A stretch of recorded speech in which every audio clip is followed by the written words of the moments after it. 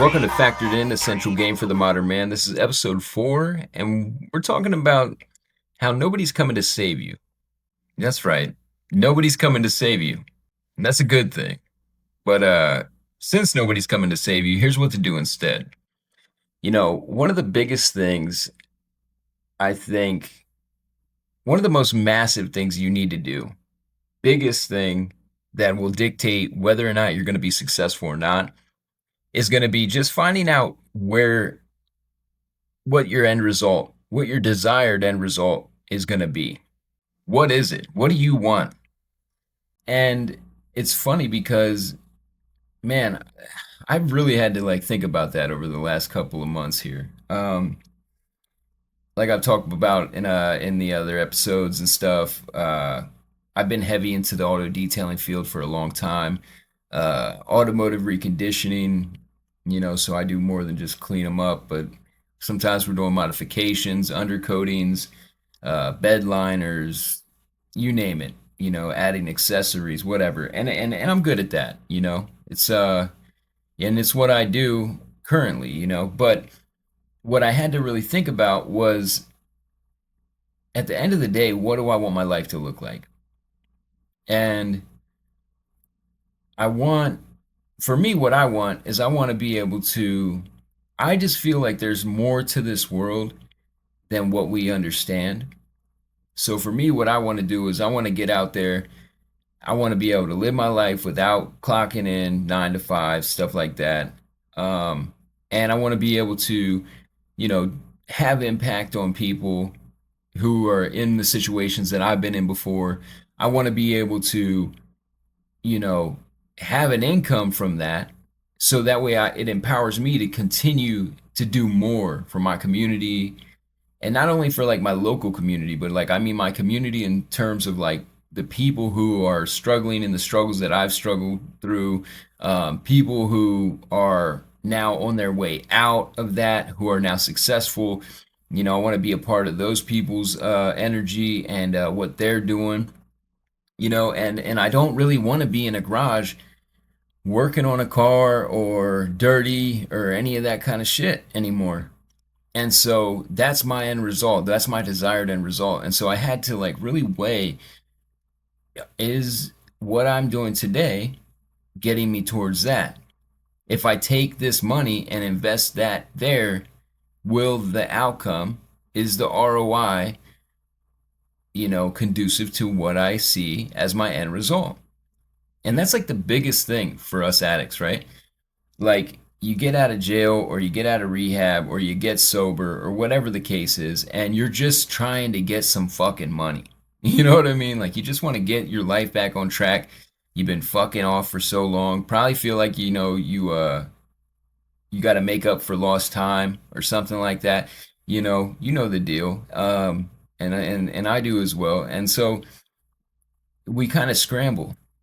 And one of the things I want to invite you factors to do, one of the things that I want you to think about today is, whatever that plan is that you're putting together, whatever that trajectory is that you're on, is it getting you to that desired end result that you've thought about and now you have a picture of?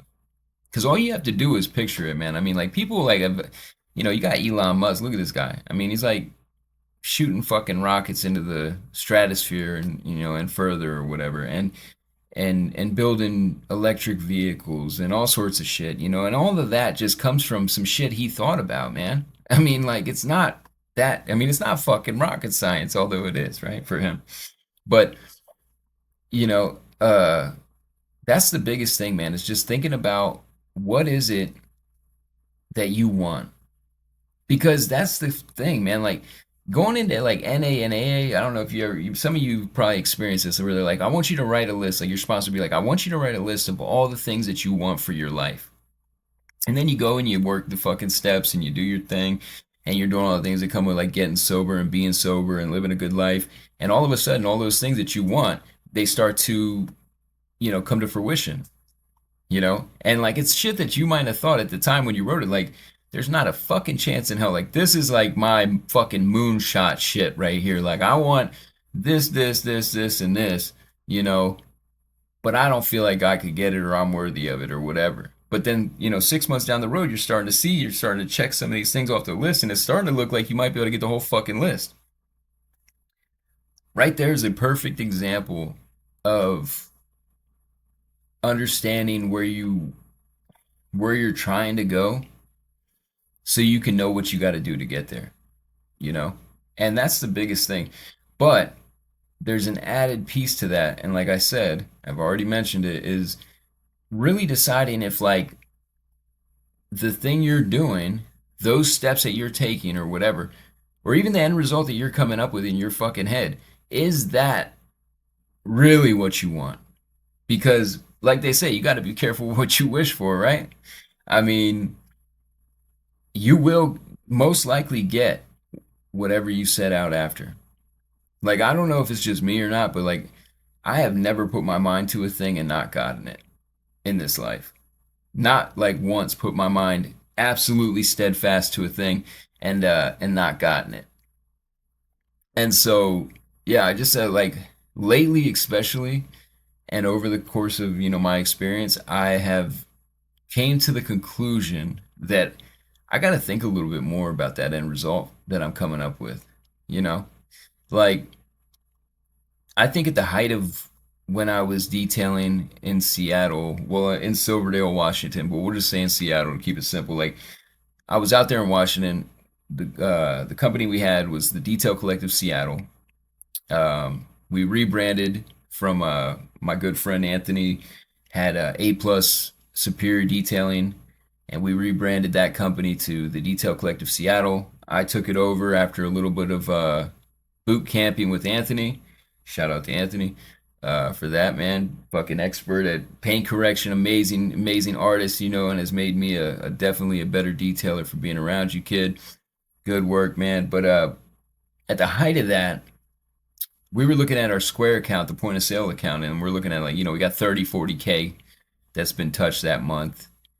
And, you know, I mean, I went and, like an idiot, went and bought the Beamer, had the condo downtown, um, you know, my little family, the whole thing, man. But that's where it was, man. That's where we were like, we were kind of in that and we were stuck in it. And we were always having to, I was always having to drive 2.5 hours to work one way. So twice I was doing that in a day's time. I was always in a garage. I was often soaking wet. Um, Pretty much consistently just completely fucking dirty from working and being in people's cars and shit. Um, I don't know. 2025, that's just not where I want to be.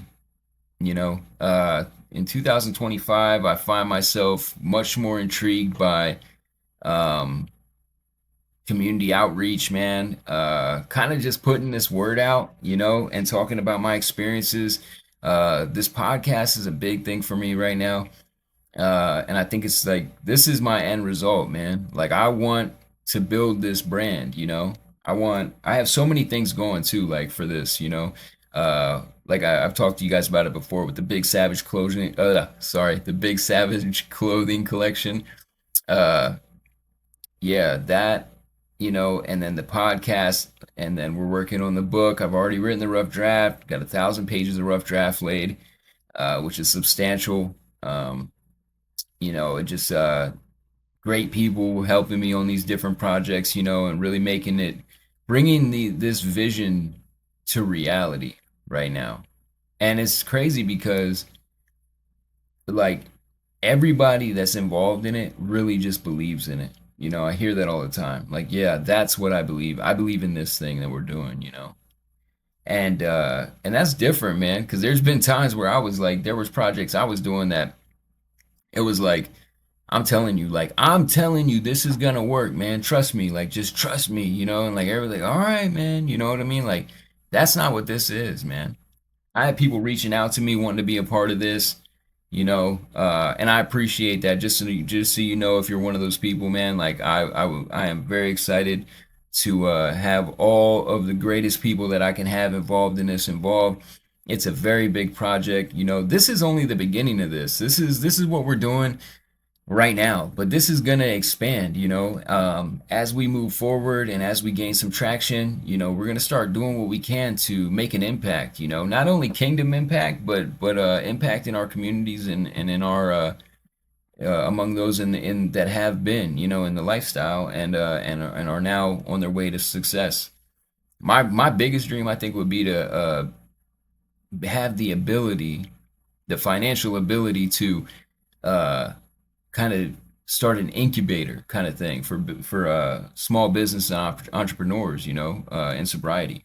I think that would be amazing because not only, if you were an addict and you got yourself sober and you're solid in that, like that's just like we all know that's some superhuman shit in the first place. And if you're capable of that, then I mean, like, I know I've seen it. Like, I've seen many, many people do that and just go nuts, just blow, and it's the drive, it's that desire, So many people are lacking that these days. So if you have it, just know, like, man, you are like you're in the 1%. You know what I mean? Like, so many people are scared to pull triggers. They are not ready to make a move. They're always going to be waiting for that time that they're ready. Shout out to my entrepreneurs out there that really just got after it and just made it happen on a dream, because that's what it really takes. It doesn't really matter. Uh, it doesn't really matter if people believe in you or not, man, as long as you believe in you. But when people do believe in you, like I said, like the people that are backing me, the people in my associates and friends and family that are holding me down on this project, that just adds a whole nother layer of intensity, and so yeah, man, I'm really excited about all of it. But like I said, the biggest thing is just to understand that, like, man, like, nobody's coming to save you wherever you're at. Like, if you're waiting on that call, if you're waiting on that person to hit you up, like, hey, listen, man, they don't even know you're thinking about it. Okay, so pull your head out of your ass and let's get to work, man. Let's keep charging hard. Let's get after this shit, because you ain't nah, there ain't no lifeboat coming, man. You gotta fucking swim, and it is sink or swim, I promise you that. And that's the decision that you have to make on a daily basis, man. And it's just I cannot stress that enough. I cannot stress that enough. And the biggest thing is, right, imagine if you were like in the middle of the ocean, you just fell off a fucking cruise ship. They don't know you. Nobody knows, right? You're way the fuck out there, okay? The direction that you're gonna swim is absolutely fucking paramount, right? Like, the direction that you're gonna choose is gonna be, it's gonna dictate whether you are going to be alive or dead, right?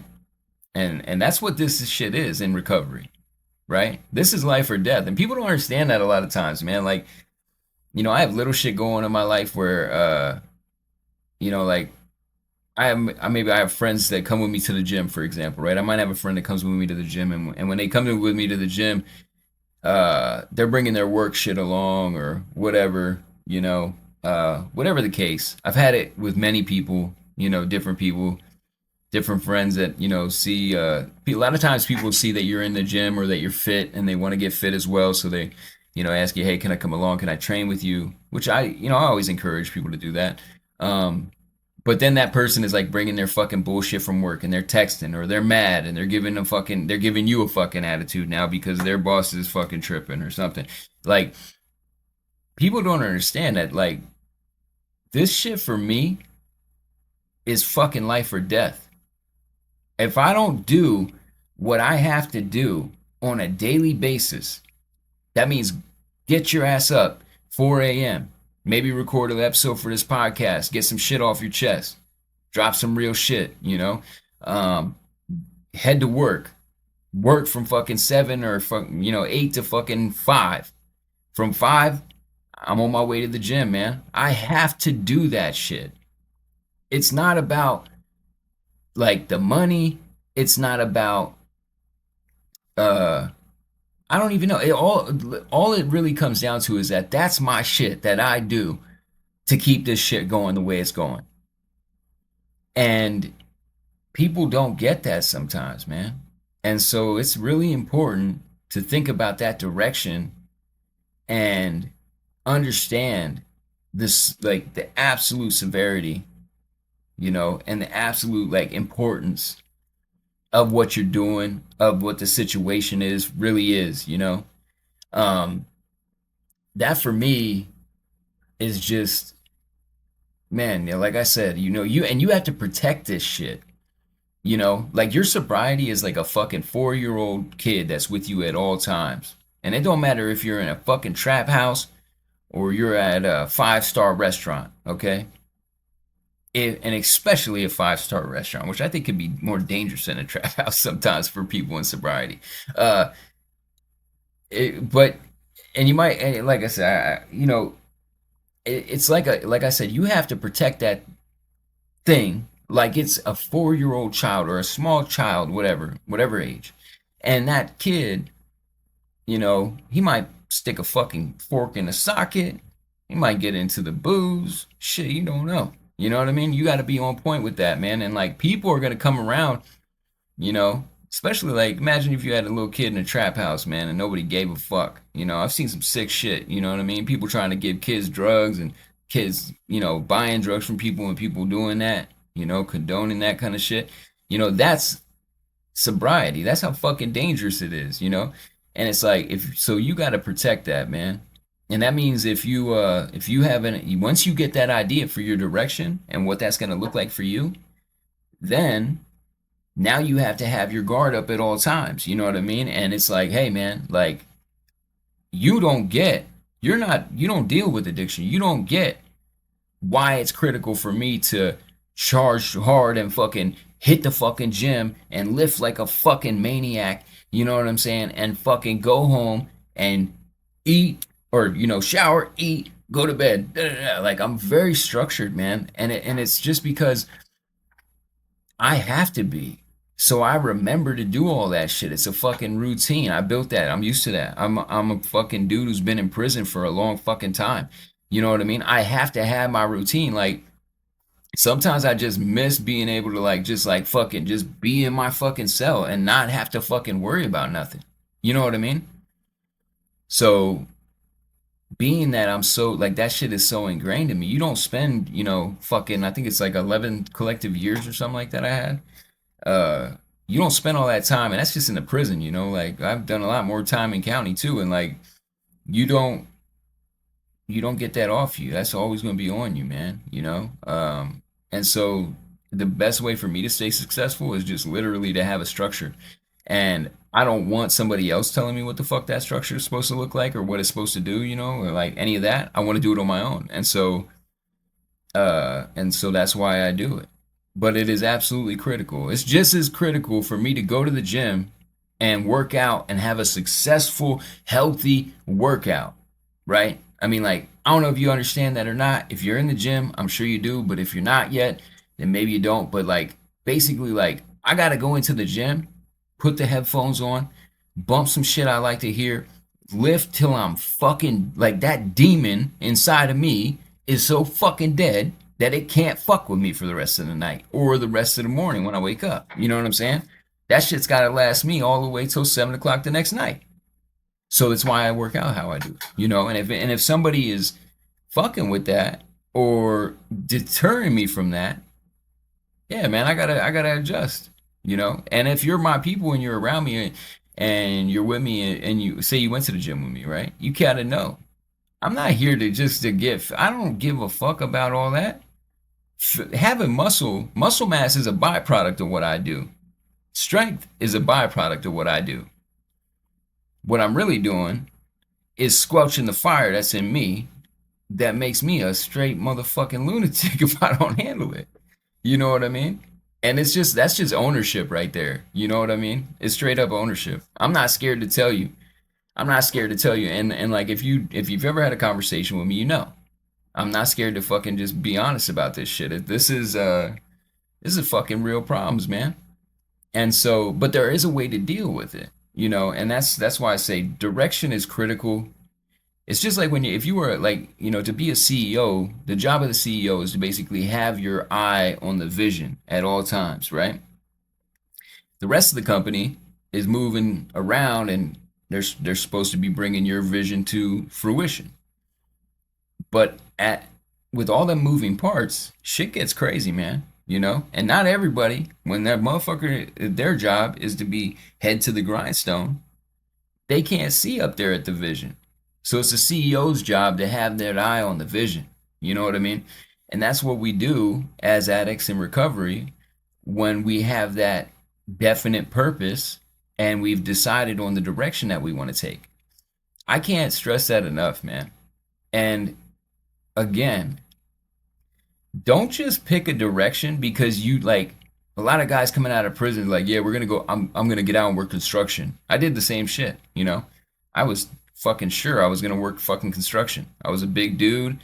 I knew I could outwork people pretty easily. I was very fit.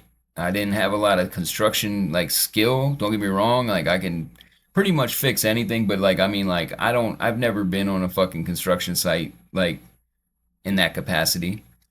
But that's what I was gonna do. You know what I mean? And it was just to get money. Like, but what you don't realize is even after you do, so you take the construction job and you get some fucking money, and now you're fucking miserable. Miserable because first of all, you fucking hate the job. Second of all, you haven't really like, for me at least, I hadn't.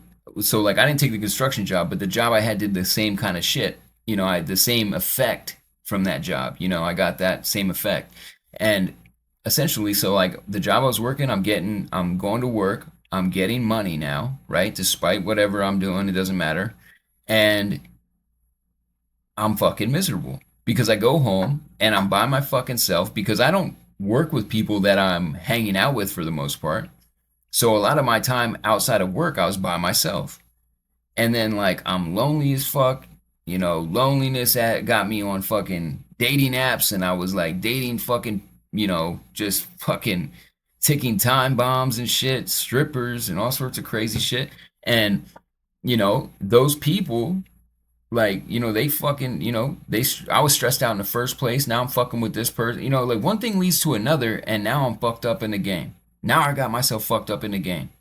And that's because I didn't have like I didn't really think about, like, I had a direction that I knew I was headed towards, I was trying to go towards, but I never really understood what that was going to get me because I never took the time to just sit down and think about it.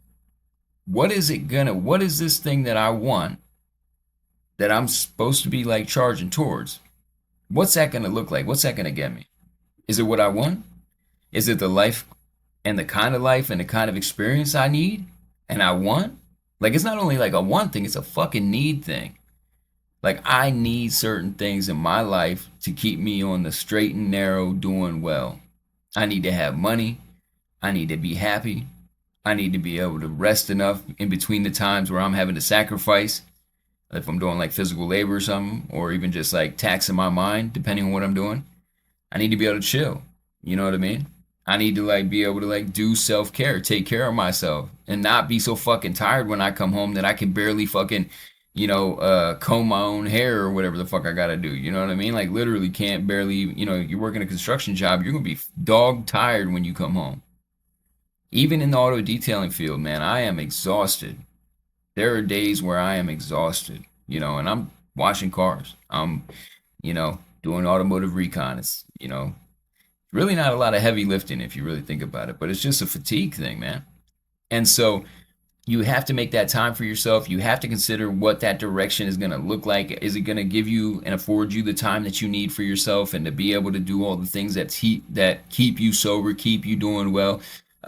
Those are all questions that you have to ask when you're coming up with that direction. And so, like I said, man, nobody's coming to save you, but that's a good thing. And I hope I gave you an idea on what you can do instead.